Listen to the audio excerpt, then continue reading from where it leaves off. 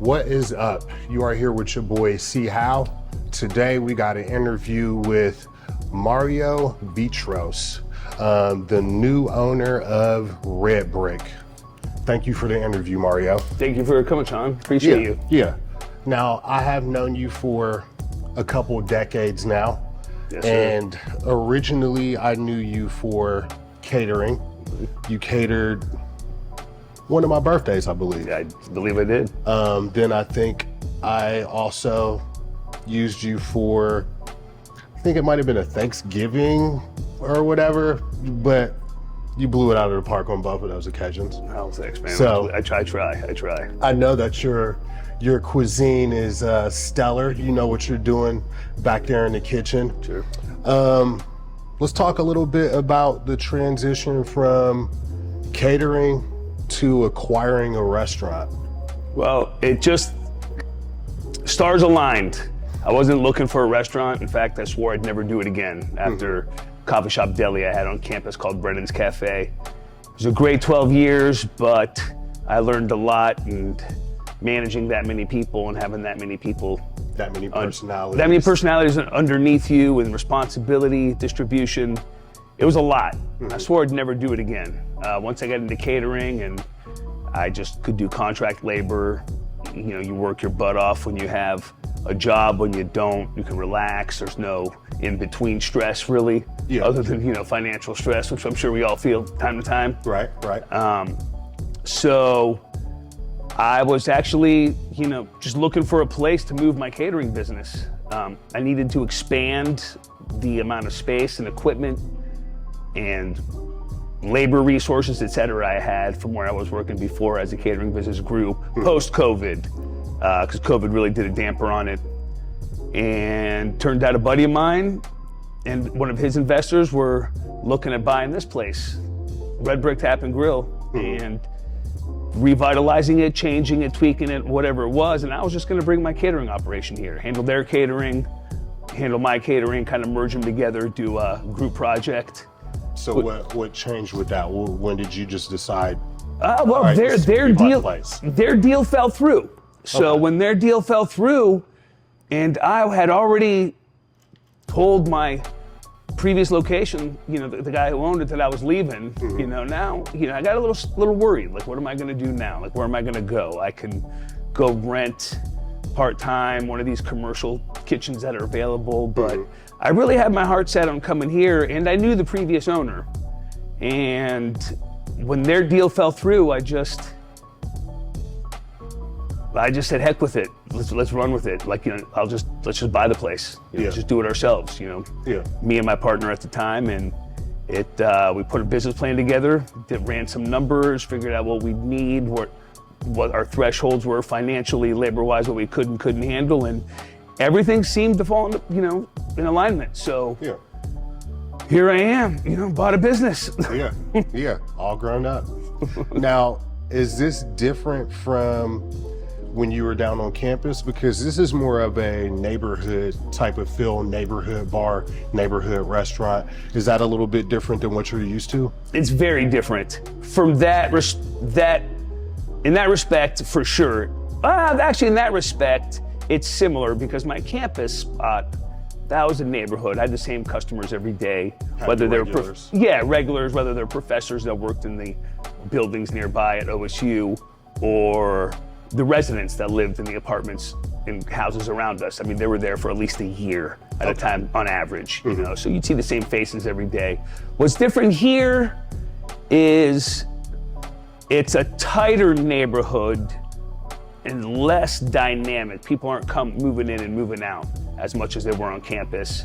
And also now we have the bar aspect as well, which brings in, you know, another level to the entire operation. Do you like it more with the bar?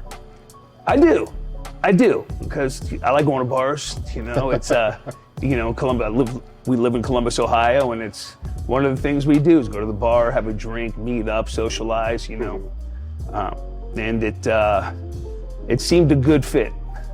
Now, would you call this a sports bar, or how would you label this in your own mind? Greg, grab that real quick. You can add it. Yeah, I know. We'll edit. As far as sports bar, I'd say we're on the bar side. We're sports bar for sure. We have 7 TVs inside, 2 outside. We play all the local games. Some years we have the NFL package. Some years we don't. We do show a lot, as much as we can, of games across all sport genres. But the majority of our sales come from food. So we're about 60 to 65% food consistently on average over liquor sales. So I would say we're more of a restaurant. We're like a family neighborhood restaurant, good place to come watch a game, grab a drink. You know, we have wonderful specialty cocktails. But if I had to describe myself in one category, I would probably just say more of a restaurant than anything. Here. Yeah. So let's talk about the food. Where do you get your inspiration? Because I'm sure when you came in, I know you personally, so I know you're pretty A-type personality. Did you come in and change the menu at all, or did you kind of stick with what they had? I came in with much respect for the previous owner, who's a good friend of mine, and I didn't want to rock the boat too much, but we had to make changes. And a lot of people don't like change.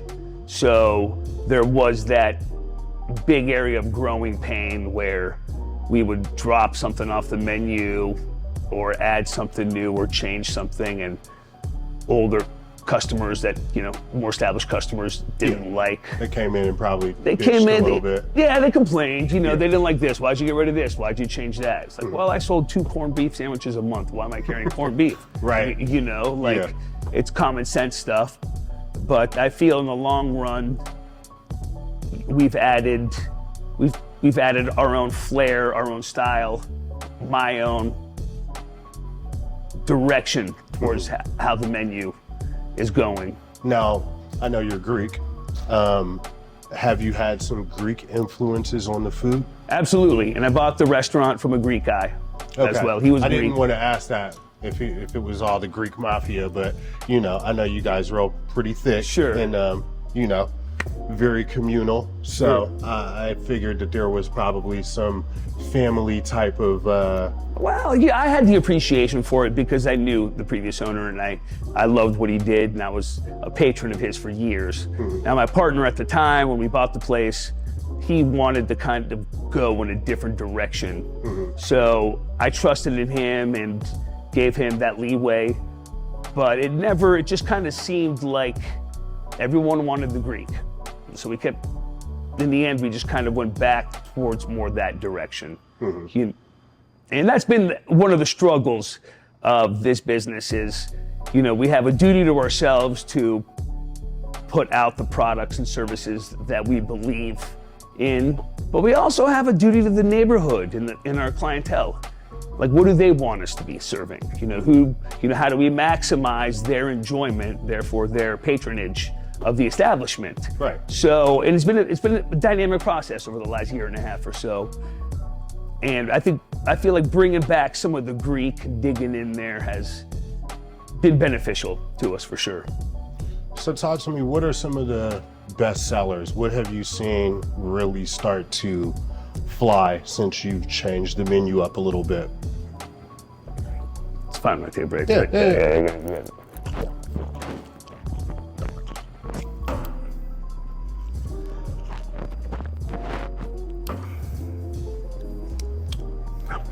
So I'll say the question again.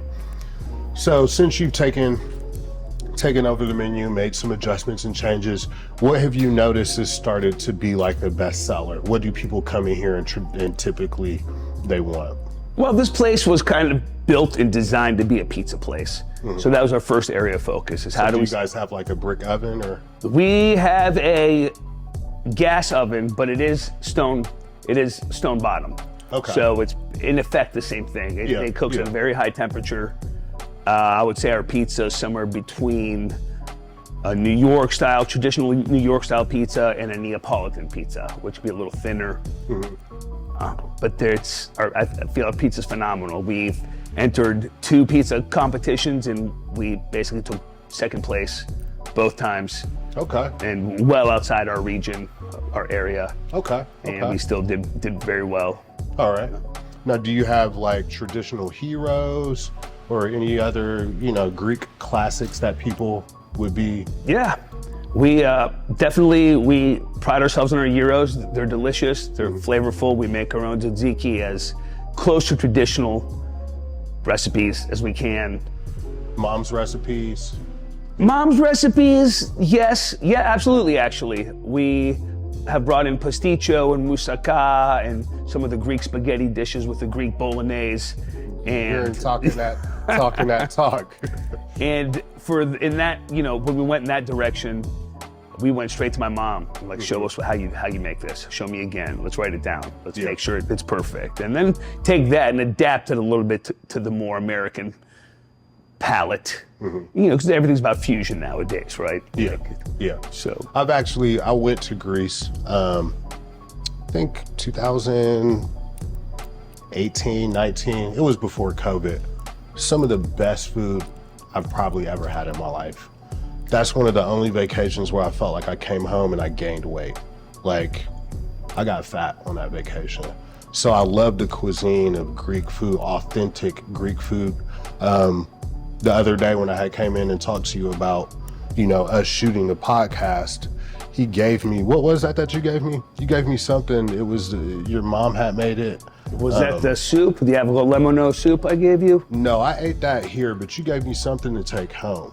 And it was pasticcio or a mousse? Pasticcio. It's like the Greek lasagna. Yes. The classic Greek dish. It's phenomenal, wonderful dish. It's a ziti noodle or penne. The noodles can vary, layered with Greek bolognese, which kind of has a coney sauce type feel to it. That's where the whole coney sauce came from, with the cinnamon or allspice in it, like skyline chili, all those.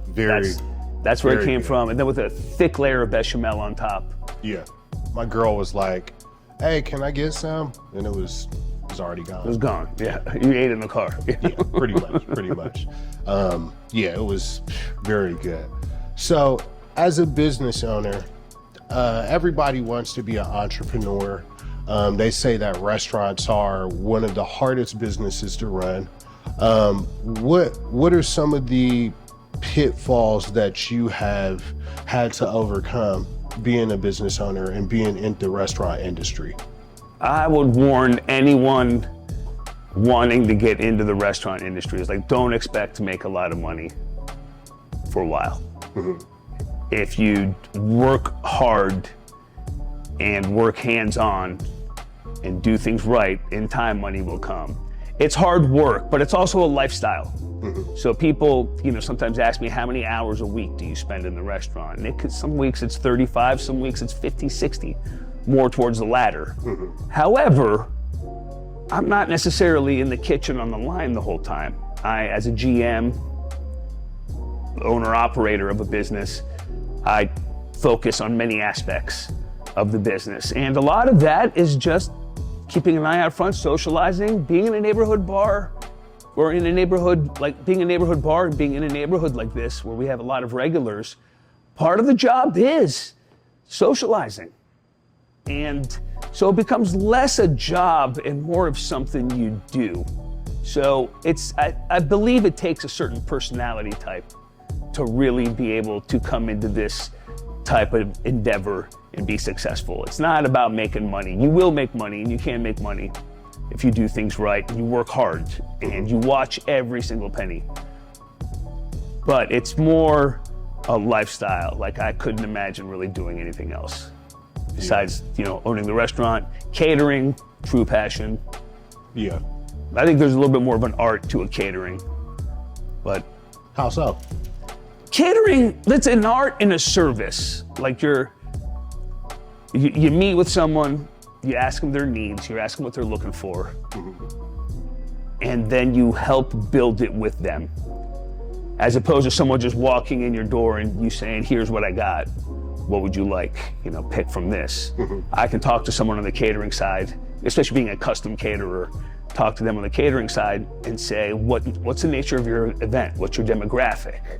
And I can customize and streamline or just create whatever menu you would fit best. Like, you know, if it's a 6-hour party, you don't want to put something on the buffet that's going to dry out in an hour.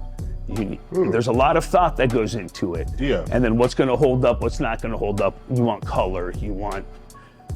And see, this is a lot of stuff that I've never even thought about. Sure. And I'm sure a lot of peewees in the game of catering, it's probably something you guys should keep in mind and think about. The coloring, how long something has to sit out. I mean, it's not just catering, it's even in the restaurant side. Like, you know, you can send out a plate of wings on a plain plate with a side of sauce, and that's fine. You can sprinkle a little chive or a little green onion on top and add some green, add some color to that. You know, maybe put a little bit of arugula and sprinkle a little arugula underneath. Just add some color to the plate. So just for the look of it. The look of it. So as you bring it to the customer and they see that plate, right away their taste buds, their olfactory, everything's triggered by the way it looks and smells, and that plays a big part in how much we enjoy the food we eat. It's not just about how it tastes. You know, we could just make everything into a pudding and eat it out of a jar, but no one wants to do that. We want textures, we want color, we want to see it, we want to smell it. Sensory overload. Across the board, yeah. Now, I know you got some skill. I mean, anybody that's had your food knows you have skill. Now, did you go to culinary, or is this skill that was passed down through generational family kind of recipes? And I would say both. I think the biggest two driving factors that led me to where I am today. At one point, my parents decided to go into business with a business partner and open a new restaurant in the Columbus Convention Center when it was first built. And that was during a big part of my formative years of life. So in your childhood? Childhood, yeah, 10 years old, all the way, even 8 years old, I would say, all the way up through early college. I worked in this restaurant and I saw what it was like to make food, and I cared about the food. But even before that, when I was a kid at home, I liked cooking. I enjoyed making food for people. Like my parents used to host Friday night poker games once a month at their house, and they would have a little rotation of poker people's houses they'd go to. And as a 5 or 6 year old kid, I remember walking around the table saying, "Who wants a sandwich? Who wants a sandwich? Let me make a sandwich." And making sandwiches for grown men sitting, you know, and women sitting around playing cards and hearing. Even then, you know, 6, 7, 8 years old. Yeah, like that's a good sandwich. I remember sitting on a kitchen chair, or standing on a kitchen chair over the stove, looking at a picture cookbook for kids that my aunt had got me.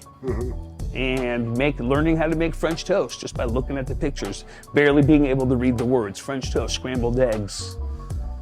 What was, from what you can remember, what was the first thing you really, not the French toast, but what was the first thing you really can remember making where you were like, boom? I would say is when I started cooking barbecue. That was when, it was before or right around the time all the barbecue pitmaster shows and all this stuff was becoming real mainstream. It was around that time, I remember. Because you still smoke and do all of that stuff. Oh yeah, absolutely. We smoke our wings. You used to text me all the time talking about, I got send you pictures, Yeah. I got 40 pounds of meat in my smoker, Sean. You know, you gotta come over. Yeah. But, and what I really enjoyed about smoking was, again, there's an art to it. There's a process. It's long. You can't rush it. You can't just slap it together. And how I get into that was, I was sitting around Thanksgiving one year with my family, you know, after we had eaten dinner, watching TV, football, and a commercial came on for some kind of smoker or other. And I remember just mentioning out loud that, wow, if I had one of those, I can only, you know, I know I could create magic with one of those.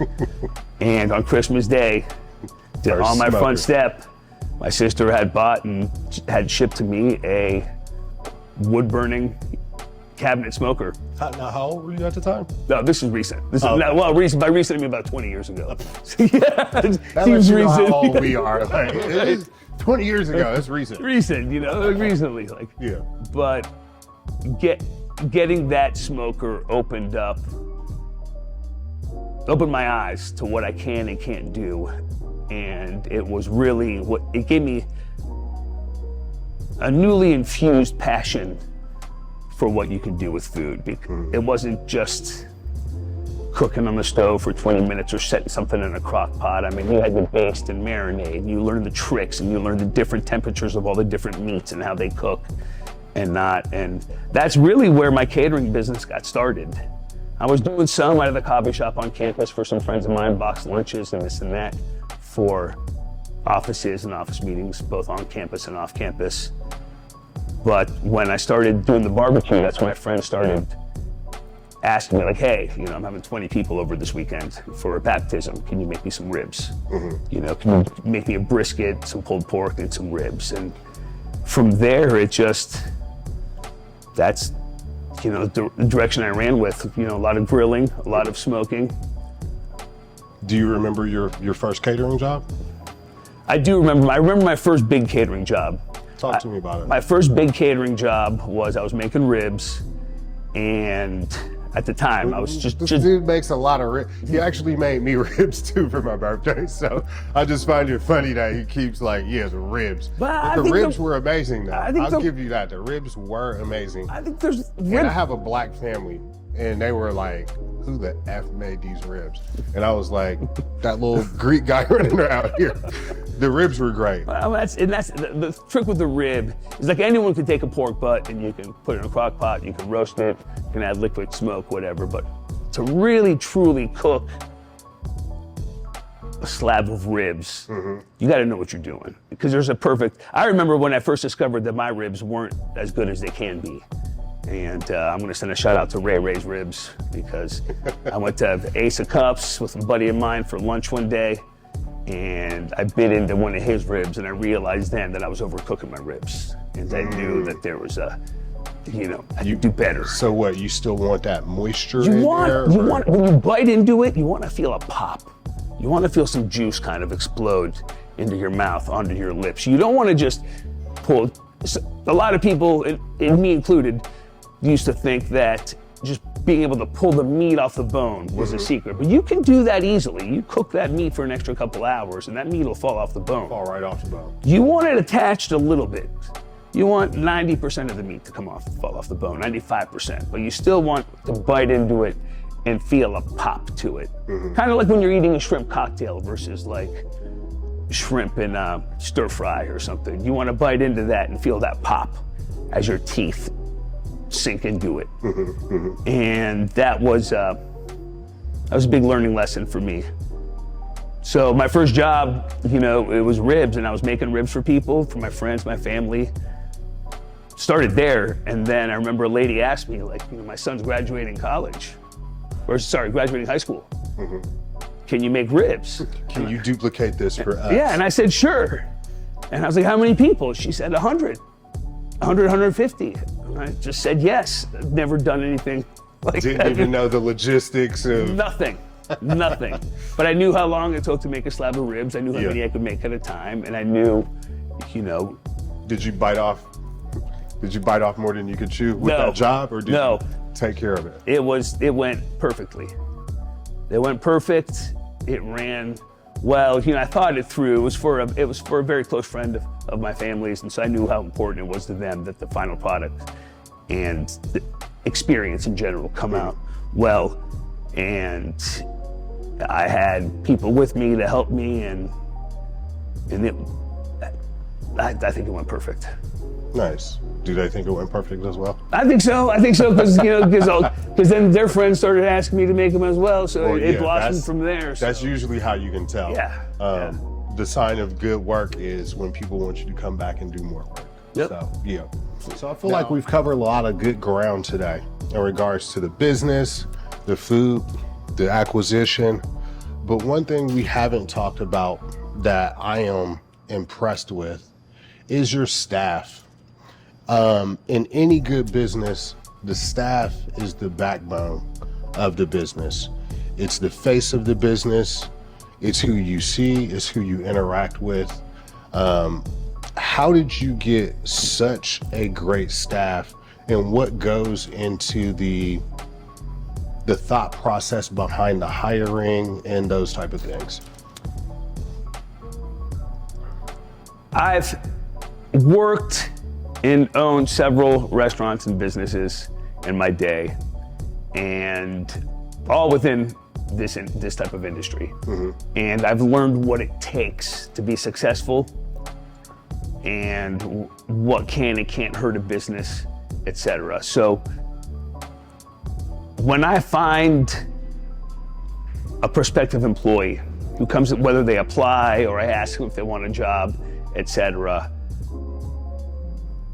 I mean, you got to recognize the ones that want to be there and the ones you want to be around, because I'm here every day. I'm here every day, so it's not just who's the most qualified on paper. It's that, as well as who's going to get me. Who do I get that we can communicate with and understand and get from point A to point B to make sure the restaurant runs smoothly, efficiently, and effectively. Service is a huge part of our industry. I mean, probably the biggest. Food. Some might argue service is more important.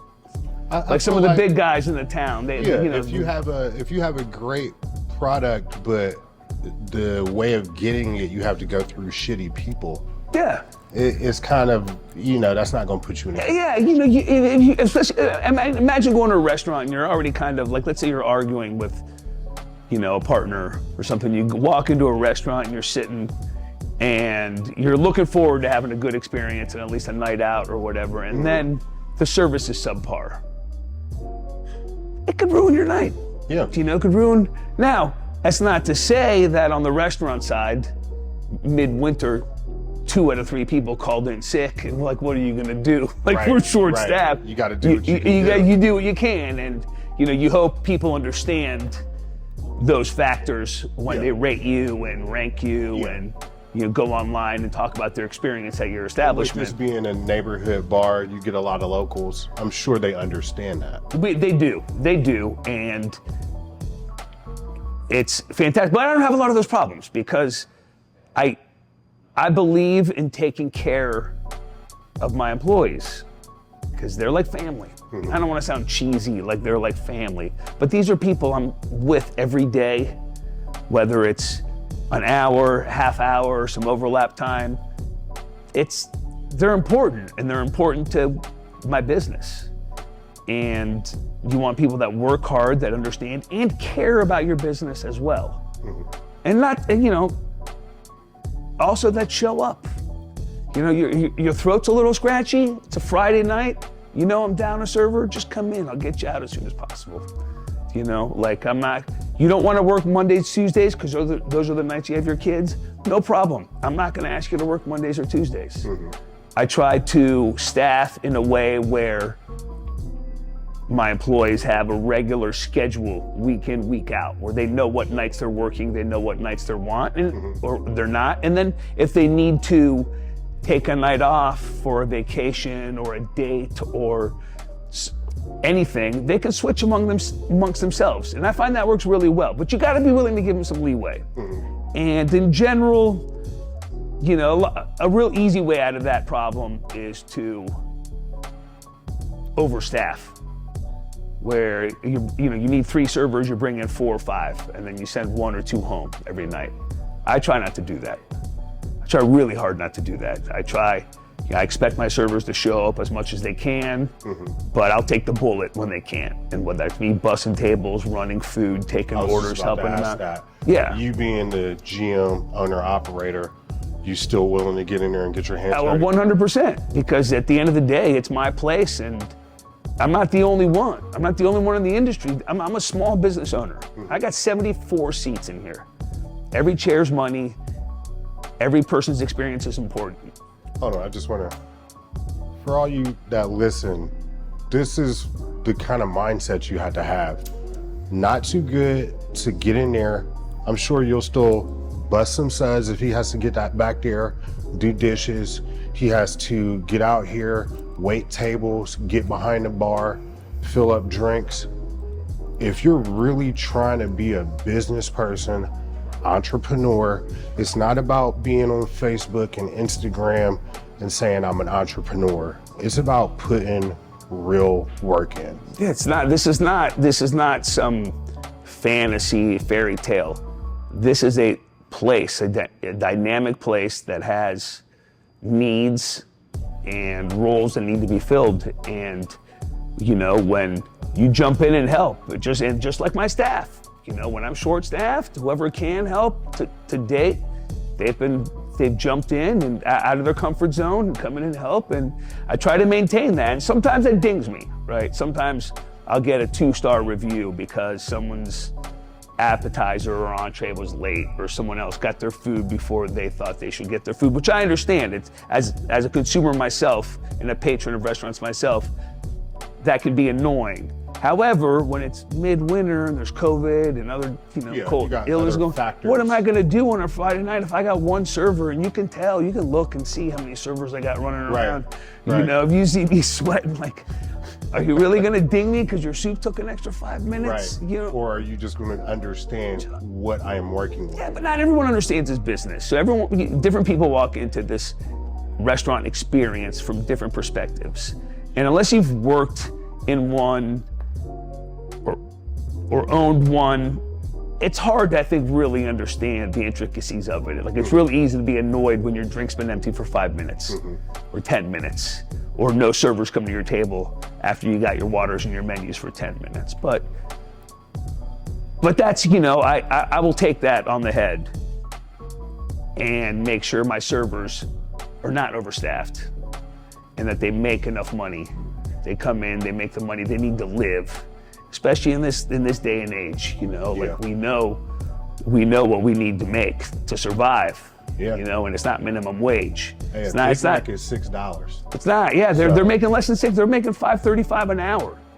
And that's another thing, is like tipping. People don't understand, like, why do I have to tip and this and that? Like, tipping's important. Like, if I start having to pay my servers a living wage, you're gonna pay for it. And increase food prices. Yeah, it rolls downhill. But you might not get the exemplary service you need because that person's getting paid regardless. So this is America's way of working restaurants. Service, tipping is based on service. But no one should walk into a restaurant and sit down and expect service and not expect to to pay for that. If you don't want to pay for the service, take it home. Yeah. I do that all the time. That's the thing. The food costs what the food costs, but those extra smiles, is your food good? Is everything over here great? All that extra stuff, they don't have to do that.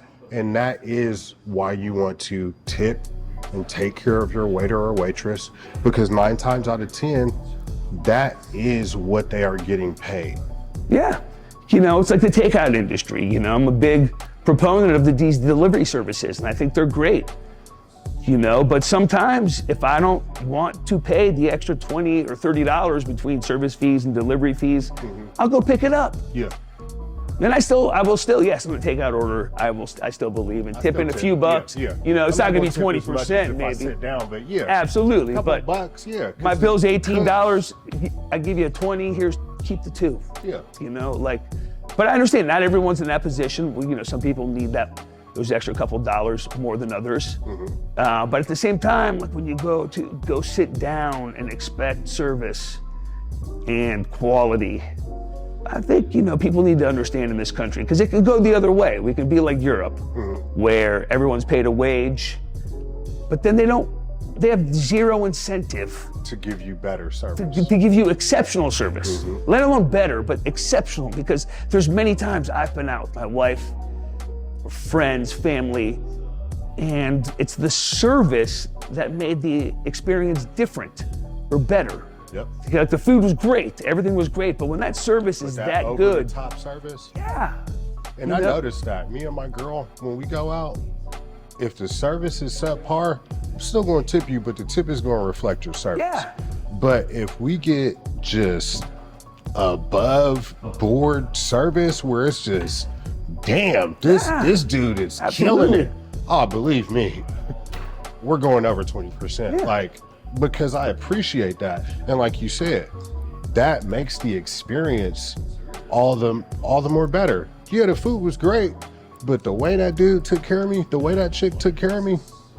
I mean, what's the difference between fast food and a full service restaurant? Right, you're getting service in a full service restaurant. Fast food, you go to the counter, order your food, go back up there, pick it up, sit down. And that's, you know, if you don't want a tip, go there. Yeah. You know, or like I said, take it home. Or just if your paycheck's a little light out. that week, you know, or you had some extra bills, go pick it up and take it home, you know. But you can't take it out on that person that shows up and to that person, every chair has value to it.